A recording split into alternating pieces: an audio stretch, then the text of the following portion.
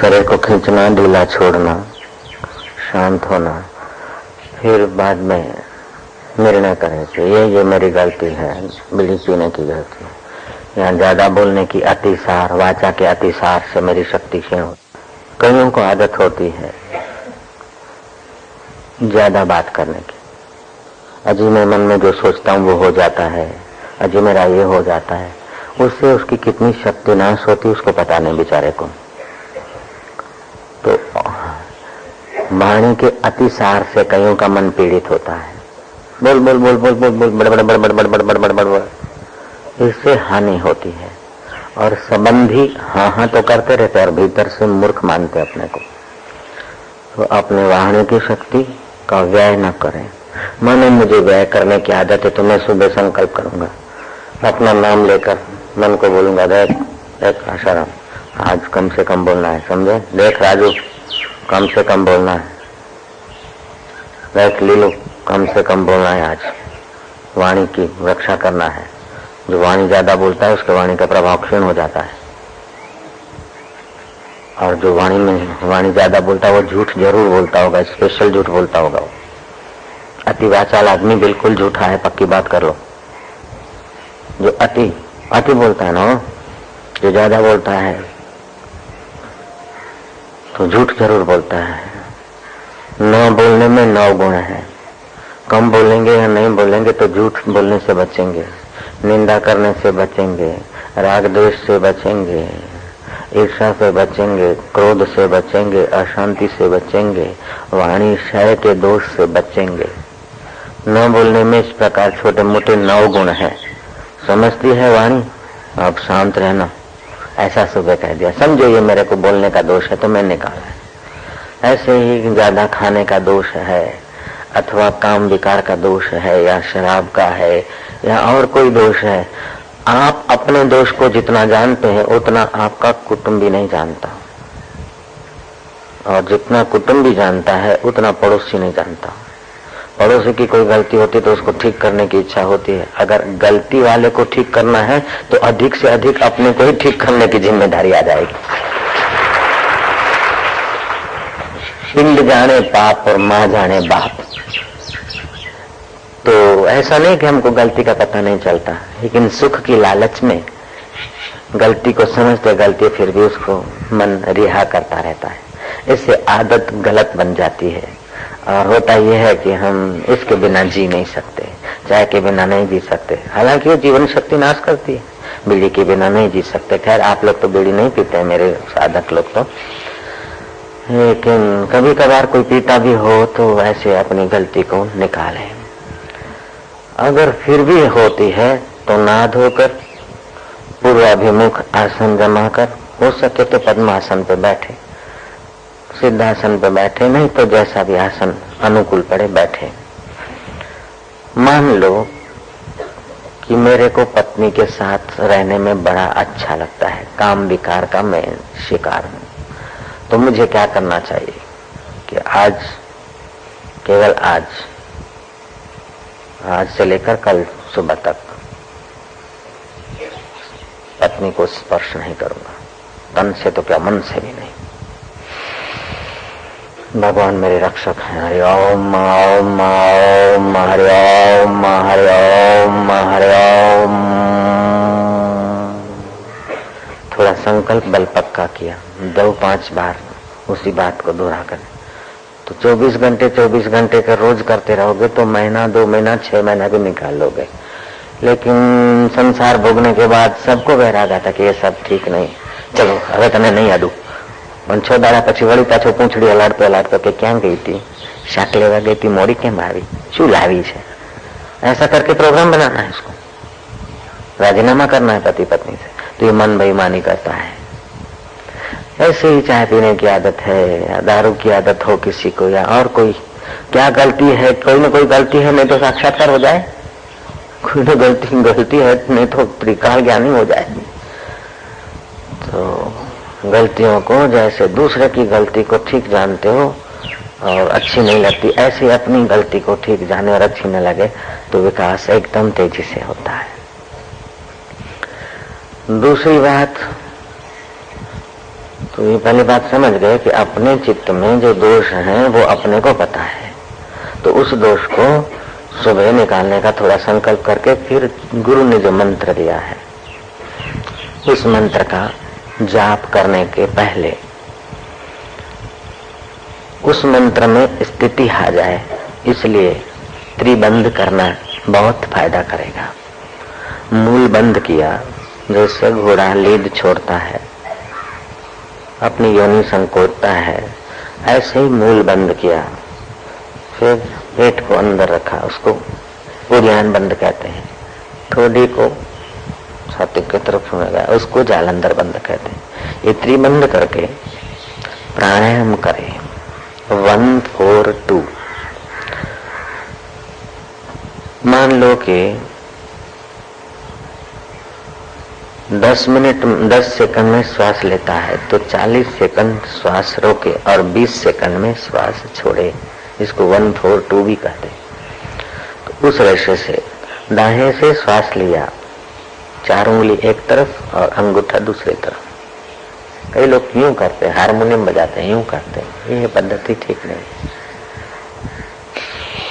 मानो सीधी रेखा में श्वास है ही नहीं, घूम जाएंगे, सियाल की तरह ऊपर नाक करेंगे। अथवा कई लोग श्वास लेते समय मानो नीचे स्टोरेज है श्वास का, नहीं, खामखा की हिलचाल नहीं होनी चाहिए। सीधे बैठे और यूं श्वास ले, 4 उंगली एक नाखून को की और अंगूठा दूसरी और ऐसे श्वास ले कि पड़ोसी को हम बुद्धू न लगे। कई लोग अरे तो कोई तो दाएं से लिए सेकंड कांटा सामने पड़ा हो देखे तो ठीक है, दाएं से लिए नथुने से और रोके 40 सेकंड, फिर धीरे धीरे 20 सेकंड में श्वास बाहर निकाला। जिस नथुने से निकाला वहीं से लिया, रोका और फिर पहले से निकाला। इससे दोनों नथुने शुद्ध साफ हो जाएंगे, सुषुम्ना का द्वार खोलने में मदद मिलेगी। अथवा तो फिलहाल होठ की एक्शन, सीटी बजाते में ऐसी एक्शन कर ले, होठ यूं कर दे आगे, वो श्वास थोड़ा छन के भी आएगा। और वो न कर सके तो ऐसे भी ले सकते हैं। 10 प्राणायाम करने का अभ्यास कर ले। थोड़े दिन 10 प्राणायाम करने में सफल हो जाएगा, फिर हाथ यूं नथुने बदलने के लिए हाथ रखें तो भी ठीक है, नहीं तो वैसे भी हो सकता है काम। अब जिनको आज मंत्र दीक्षा मिलने वाली है, वे लोग खास जिनको पहले मिल चुके वो तो जानते हैं, जो आज नए दीक्षित होने वाले हैं उन लोगों के लिए प्राणायाम करते समय माला साथ में रखी, 40 सेकंड जो श्वास अंदर रुका उसमें गुरु मंत्र जप लिया। करीब शांति से गुरु मंत्र और गुरु मंत्र का अर्थ समझते समझते अंदर मानसिक जप किया। इससे क्या होगा, जैसे गोदाम में बिल्ली को पूर देते हैं तो चूहों को सफा करके निकलती है, ऐसे ही श्वास रोककर जप करने से पुराने जो दुष्ट संस्कार हैं वे बाहर फेंकने। श्वास लिया तो ईश्वर कृपा, गुरु कृपा को भीतर भरने का भाव किया, और श्वास छोड़ा तो अपनी जो कुछ बुरी आदत या कमजोरियां हैं उसको बाहर निकाला। मानो बीमारी है तो स्वास्थ्य को भीतर भरा, बीमारी को बाहर निकाला उन प्राणायाम। मानो चंचलता है तो शांति को, एकाग्रता को भीतर भरा, अशांति और चंचलता को बाहर निकला। मानो चिंता है तो निश्चिंतता को भीतर भरा, चिंता को बाहर धकेला। इससे बहुत सचमुच में बहुत फायदा होता है। तो इस प्रकार के 10 प्राणायामों में गुरु मंत्र अथवा अपने प्रॉब्लम को निकालने के भाव करके एक माला पूरी कर ली। बाद में माला जपते गए, सामने मूर्ति है, गुरु मूर्ति है, इष्ट मूर्ति है, जो भी, एक टक देखते रहे। आंख की पलकें न हिले तो अच्छा है, अगर पलकें हिल जाती तो कोई ज्यादा चिंता नहीं, आंख की आंख खुद इधर उधर न देखे, 5 मिनट एकाकार दृष्टि से देखते रहे, एकाग्रता बढ़ेगी, संकल्प शुद्ध और समर्थ होने में मदद मिलेगी।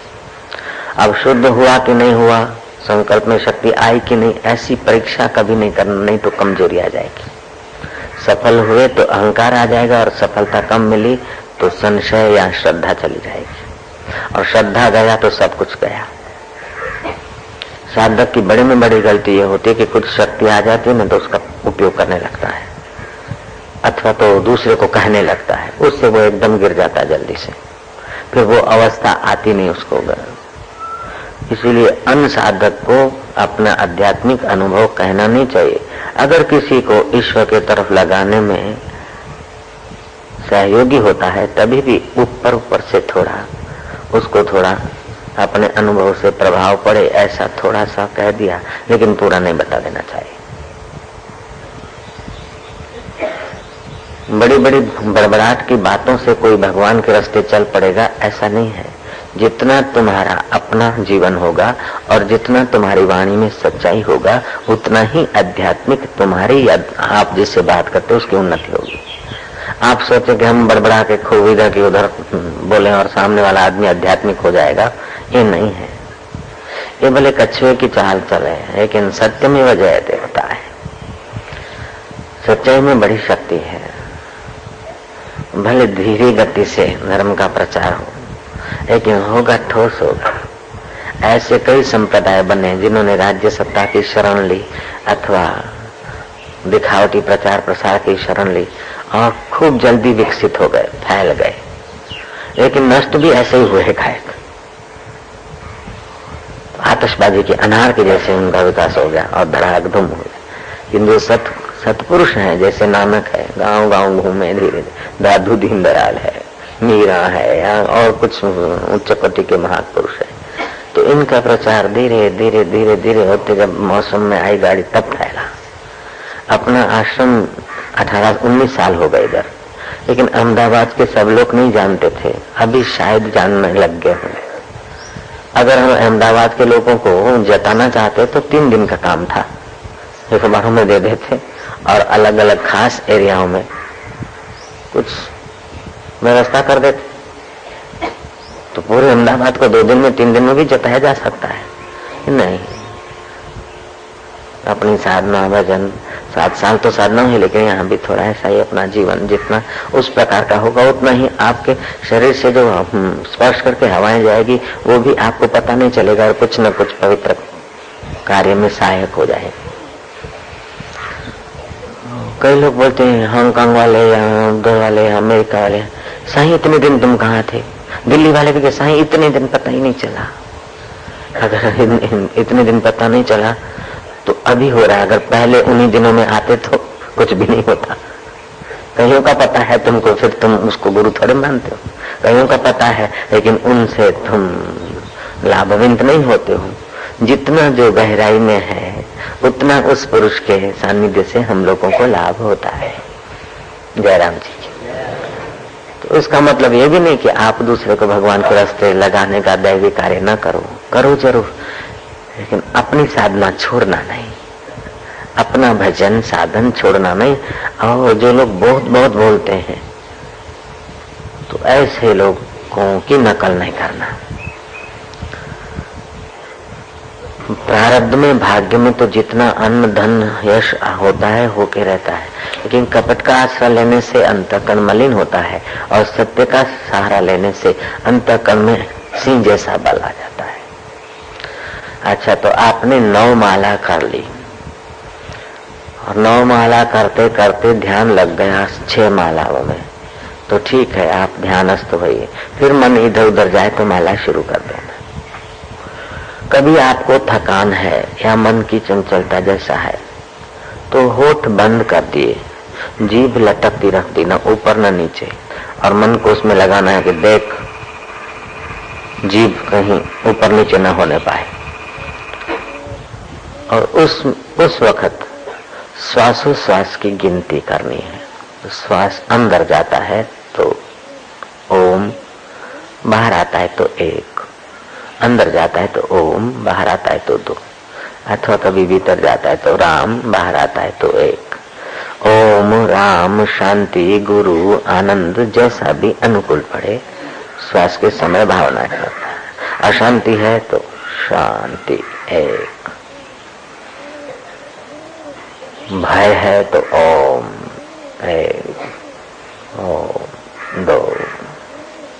कभी ओम की शरण ली, कभी शांति के नाम का, कभी गुरु के नाम का, कभी कहीं ऐसे करते 60 की गिनती हो जाए तब तक श्वासोश्वास जपते रहे। चंचलता, अशांति तो मिटेगी, सब एक दिन में नहीं, लेकिन काफी मिटेगी। और मन एकाग्र होगा, शरीर की थकान भी मिटेगी। मानो मस्तिष्क की थकान है तो हाथ की उंगलियां ज्ञान मुद्रा की नाई, पहली उंगली अंगूठे के नीचे दबा दी और 3 उंगली सीधी करके अपनी जांघों पर, घुटनों पर रख दी। मस्तिष्क की थकान मिटाने में ये और एकाग्र होने में ये मुद्रा मदद करेगी।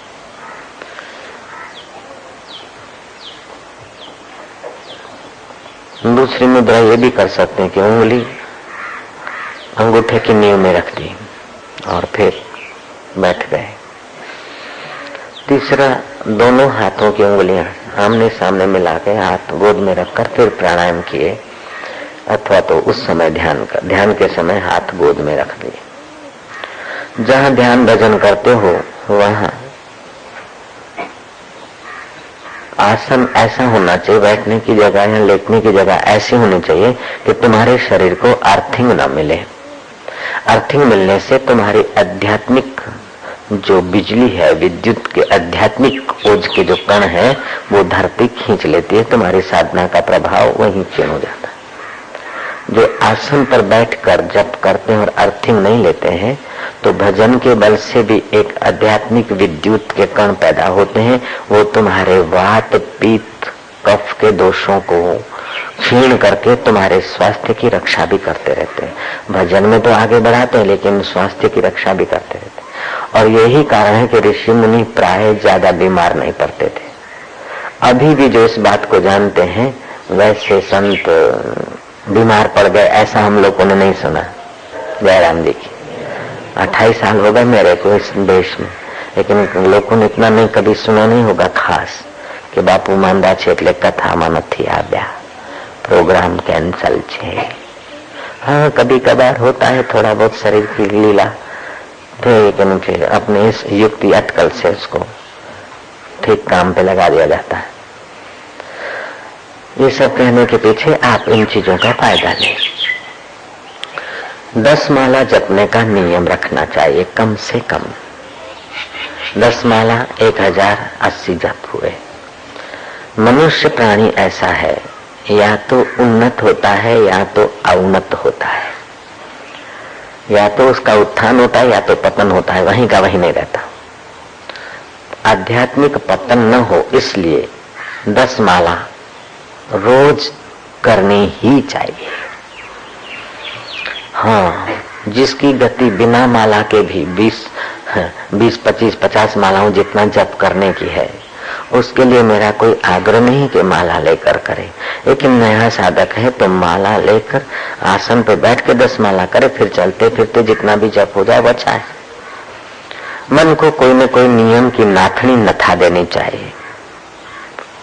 एक काजी था, हज करने जा रहा था, ऊंट, नया ऊंट था, जवान था, और काजी भी ऐसे ही था, हाजी ऐसे ही था। तो बार बार ऊंट की डोरी इधर करे उधर करे, और वो डोरी, वो रस्सी कुछ कमजोर थी, तो ऊंट पर सवार तो हो गया। हाँ, रेगिस्तान में तो ऊंट को तो जंपिंग करने की मजा आ गई। ओ नथड़ी टूट गई, रस्सी नथड़ी में से टूट गई, ऊंट बिल्कुल बेलगाम हो गया। ऊंट तो जाए भागा। हाजी को हज करने की दिशा तो कहीं थी और जा रहा है ऊंट कहीं दिशा में। किसी ने पूछा कि कहाँ जा रहे हो? बोले हाँ जा रहा हूँ, जाना तो हज करने था, वञू तो हज करण हो, पर हाण आया चप्र जे वस, चप्र जेॾा वञे होॾे वञणो पवंदो। चप्र चप्र ले होठ, हवे होटल के बस में हूँ। हाँ तो स्टीयरिंग टूट गया है, अभी जाऊँ ले जाओ वहीं जाऊंगा। मैंने सुनी है वो नदी का था। एक बार सियाल ने देखा कि ऊंट का होठ लटक रहा है, अब गिरा अब गिरा अब गिरा। जंगल में ऊंट जहाँ जा जाए सियाल सोचता कि अब गिरा, मांस का इतना स्मूथ लोचा, अभी नाश्ता मिलेगा। तो झांकता झांकता झांकता दिन भर ऊंट के पीछे घूमा, ऊंट का होठ लटकता ना, तो अभी गिरा, लेकिन ऊंट का होठ तो गिरा नहीं, सियाल बेचारा भूखा रह गया। ऐसे ही मनुष्य का मन सोचता है कि अभी सुख मिला, इसलिए शादी कराई, ये सुख मिला, ये मिले, अभी मिला, अभी मिला। देखता है कि उनमें कुछ सुख नहीं, बेचारा सुख से भूखा ही रह जाता है। नारायण नारायण ना। तो जैसे सियार ऊंट के होठ में टिक गया तो अपना असली खुराक खाने में भी वंचित हो गया। ऐसे ये संसार का सुख ऊंट के होठ जैसा है, तो अपना असली सुख लेने को भी ये जीव बेचारा रह जाता है। तो ऐसा न करें, असली सुख लेने के लिए ध्यान करें। असली जो अपना स्वरूप है, सुख स्वरूप, उसका चिंतन करें। मैं सुख स्वरूप हूँ, मुझे बाहर के सुख की गुलामी नहीं करनी है। मैं आनंद स्वरूप हूँ, परिस्थिति और अवस्थाओं का आनंद तो गुलामी का आनंद है। बिना व्यक्ति के, बिना वस्तुओं के तुम सुखी रह सकते हो। बिना व्यक्ति के, बिना वस्तुओं के, बिना परिस्थितियों के तुम परम सुखी हो सकते हो, क्योंकि तुम्हारा स्वभाव है परम सुख, तुम्हारा स्वभाव है परमानंद, तुम्हारा स्वभाव है नित्य जीवन, तुम्हारा स्वभाव है अमर जीवन, तुम्हारा स्वभाव है आत्मा, तुम्हारा स्वभाव है परमात्मा। अपने स्वभाव में जगो। ऊंचे जिज्ञासुओं को गुरु गीता के श्लोक का ये भी अर्थ समझाते हैं। स्वधर्मे निधनम श्रेयम पर धर्मो भयावह। अपने धर्म में मर जाना भी अच्छा है, पराया धर्म भय देने वाला है। उत्तम जिज्ञासु को गुरु ये समझाते हैं कि अपना धर्म माना अपने आप के सुख लेते लेते मर जाना भी अच्छा है, लेकिन विकारों का सुख भय देता है। विकारी सुख भय देने वाला है। अपना सुख में अपना स्वधर्म है, स्व में सुखी होना ये स्वधर्म है, और पर में सुखी होना ये भयजनक है। इसीलिए जो कुर्सी का सुख लेना चाहते हो, पर सुख है, भय बना रहता है। दुराचार का सुख लेना चाहते हैं तो भय बना रहता है, लेकिन आत्म सुख ले उसका भय रह ही नहीं सकता। और आत्म सुख में मर जाना भी अच्छा है, विकारी सुख में जीना भी व्यर्थ है। ऐसा मन को समझाकर अपने आत्म सुख का चिंतन करना चाहिए, उसको जगाना चाहिए। मैं दुखी हूँ तो आदमी दुखी हो जाता है। अशांत हूँ, बीमार हूँ तो बीमारी गहरी होती है। ऐसे मैं सुखी हूँ, मैं आनंद स्वरूप हूँ, मैं शांत स्वरूप, यूं करके ध्यान करते हो, फिर चिल्लाते रहते, ध्यान नहीं लगेगा। तुम कुश्ती करना चाहते तो ध्यान कैसे लगेगा? ध्यान लगाने की सुंदर में सुंदर शैली यह है कि जब ध्यान की जगह पर तुम बैठते हो, क्या ध्यान किसका कर रहा हूँ? भगवान का। ध्यान शुरू हो गया तुम्हारा। बंधन क्या है? ध्यान लगो। जैसे रेलवे के डिब्बे पे तुम खड़े हो, मित्र को बुलाते हो अंदर आओ, लेकिन दरवाजा तो तुम छोड़ नहीं रहे, तो मित्र अंदर कैसे आएगा? ऐसे ध्यान लगो की भावना से तुम बैठे हो, तो ध्यान कैसे लगेगा? ध्यान लगे। तुम हट जाओ तो मित्र आएगा। ये बातें तो छोटी छोटी दिखती है, लेकिन ये युक्तियां बड़ा काम करती है। मैंने घाट वाले से पूछा कि आपका कभी मन नहीं लगता तो क्या करते? हरिओम जपते, शिवोहम जपते हैं कि मन लगे, ऐसा क्या करते? बोले भाई एक युक्ति थोड़ी होती है, कभी कुछ युक्ति। मन लगता है तो नहीं लगता तो अच्छा भाई, मतलब जा, कहीं जाता है तो जा, तू कहाँ जागता है, चलो देखता हूँ। अपने आप चुप हो जाता है। कभी सोचते हैं हम आनंद स्वरूप हैं, कभी सोचते हैं हम ब्रह्मास्मि, कभी नारायण बोलते हैं, कभी शांत होते हैं। ये तो मन का खिलवाड़ है, कभी उतार चढ़ाव, लेकिन कोई न कोई नियम की नाथ से उसको नठे रहना चाहिए। तो ये मैं अर्ज कर रहा था कि जो दीक्षा लेने वाले हैं आज साधक, वे अपने जीवन में कोई नियम ले ले कि गुरु गीता के इतने पेज, इतने पन्ने हर रोज पढ़ूंगा। जो अनपढ़ है वो कभी कभार गुरु गीता सुन लेवे, और जो समिति में थे हैं या होना चाहते हैं उनको गुरु भक्ति योग के 3 पेज नहीं तो 2 पेज हर रोज पढ़ना चाहिए। तो समिति की सेवा का फल उनको अनंत गुना होगा और गुरु शिष्य के संबंध में भी उनकी निकटता बढ़ेगी। जो समिति में मेंबर बनते हैं उनको गुरु भक्ति योग नाम का पुस्तक हर रोज 2 पन्ने पढ़ने चाहिए कम से कम।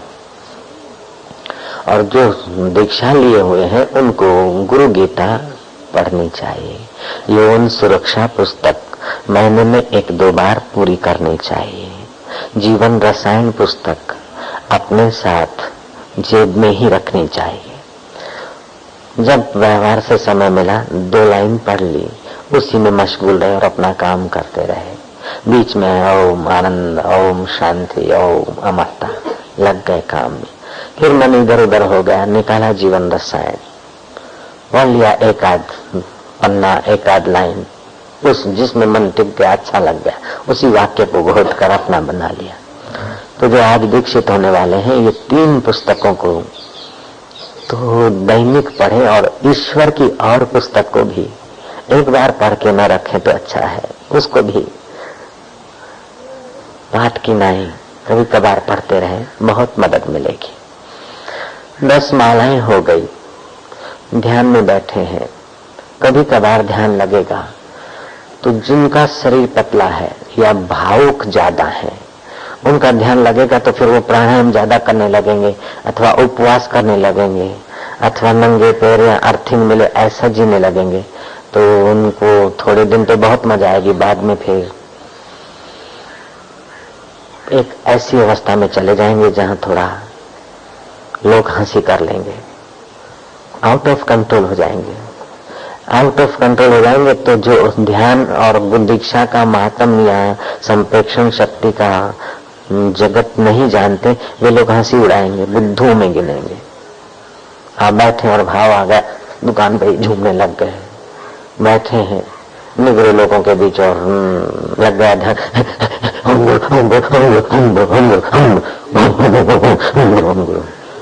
नहीं नहीं, जैसे लोभी अपना धन छुपाता है ऐसे साधारण आदमियों के आगे अपनी क्रियाओं को छुपाना चाहिए।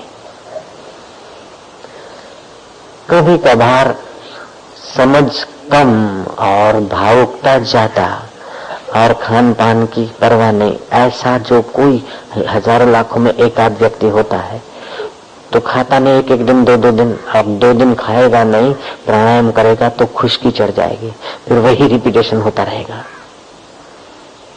फिर सोचेगा मैं भजन किया तो मेरे को ऐसा हो गया, अथवा कुटुंबी सोचेंगे भजन किया तब से ऐसा हुआ। भजन से ऐसा नहीं होता है, बेवकूफी से ऐसा होता है। अभी कभी कभार किसी को हो गया तो, अथवा तो जो भजन करता है बेवकूफी नहीं है, फिर भी भजन में आगे बढ़ता है तो चित्त में विक्षेप आने की एक अवस्था होती है।